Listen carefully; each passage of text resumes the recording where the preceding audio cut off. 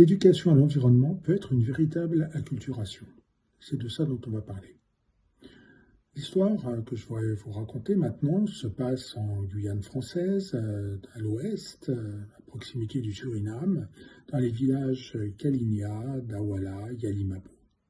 Une réserve naturelle a été bâtie et il y a une maison de la réserve. Et une des activités de cette maison de la réserve, c'est de faire de l'éducation à l'environnement, notamment pour les jeunes des écoles, mais ça va un peu plus loin. Dans cette éducation à l'environnement, on explique de façon la plus objective possible le cycle de vie des tortues marines, que les tortues marines viennent pondre sur les plages de ces villages, Awala, Yalimabo, et que ce sont des espèces qu'il faut préserver. Il faut les préserver, mais quand on dit ça, on rentre en conflit avec la cosmologie amérindienne des Kalinia qui vivent là, parce que dans la cosmologie Kalinia, les tortues marines sont des mauvais esprits. Ce sont des esprits qui vivent de nuit, qui viennent sur les plages, qui peuvent apporter des maladies, qui peuvent même enlever des personnes.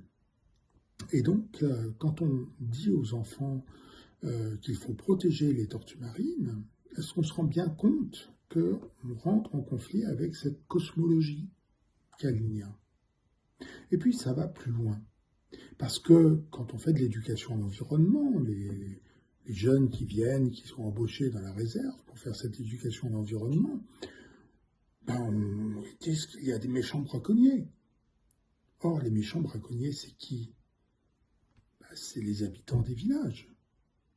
Donc, c'est la famille des jeunes à qui on est en train de faire cette éducation à l'environnement.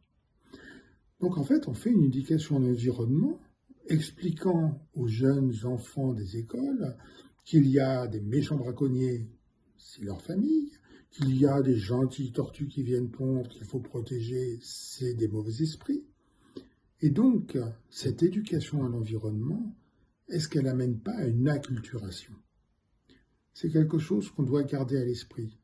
Quand on fait de l'éducation à l'environnement, même en essayant d'être le plus objectif possible, on amène une culture. Et cette culture peut être en opposition avec la culture des personnes à qui on essaye de la transmettre. On doit y réfléchir.